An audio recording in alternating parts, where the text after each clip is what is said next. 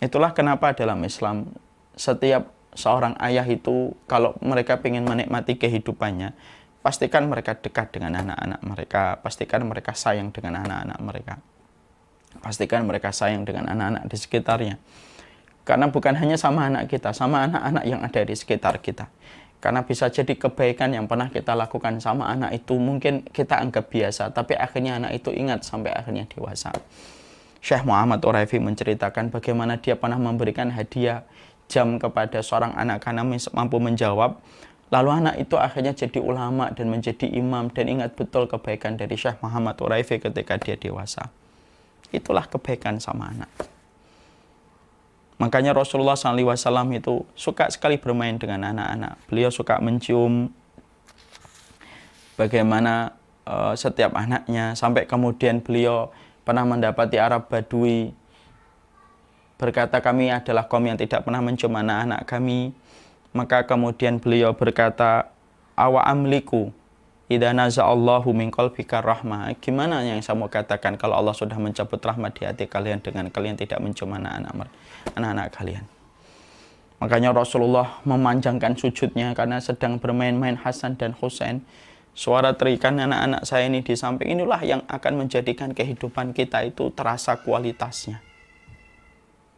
Ketika kualitas hidup adalah ketika kita membuka diri bersama anak-anak, kebaikan yang kita lakukan, kecupan yang kita berikan, kemudian pelukan yang kita berikan, maka itulah yang akan menjadikan mereka nyaman dan kualitas hidup kita langsung naik beberapa persen gitu ketika kita membuka hati kepada anak-anak yang mereka itu polos pada kehidupan mereka. Rasulullah SAW pernah mendoakan Ibnu Abbas ketika mempersiapkan wudhu, sampai akhirnya Rasulullah mengatakan, man da'a bi wudu'i hada, siapa ini yang mempersiapkan air wudhu ini? Ibnu Abbas ya Rasulullah. Maka dipanggil Ibnu Abbas, dipeluk oleh Rasulullah SAW. Dan itu menunjukkan kepada kita dahsyatnya sunnah ketika kita mencintai anak-anak dan membuka diri kepada anak-anak. Rasulullah kalau habis perang Mu'tah maka beliau pulang disambut sama anak-anak di Madinah. Rasulullah bermain kuda-kudaan sebelum sampai ke rumahnya dalam hadis yang sahih. Semua itu menggambarkan kepada kita bahwasanya luar biasa Rasulullah SAW dalam kehidupan beliau ketika bersama dengan anak-anak. Ada seorang sahabat yang bernama Mahmud bin Rabi, yang mana kalau wudhu sering sekali diajak bercanda oleh Rasulullah, diciprat-cipratkan air wudhu kepada Muhammad bin Rabi. Muhammad bin Rabi membalas itu kepada Rasulullah SAW, walaupun dia masih kecil.